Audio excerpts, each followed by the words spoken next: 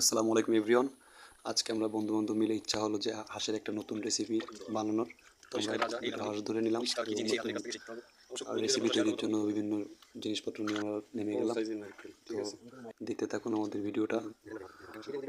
হাঁসের নতুন রেসিপি আসলে স্বাদটা সত্যি অসাধারণ ছিল। আপনারা দেখলেই বুঝতে পারবেন স্বাদটা কতটা অসাধারণ ছিল। দেখতে থাকুন।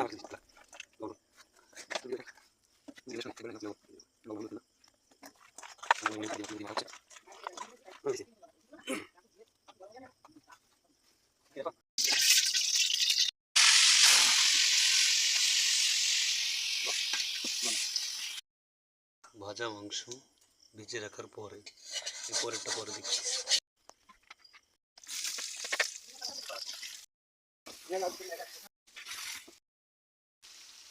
বানায় একটু লাগবে আমার দুধ নিয়ে দুধ আরো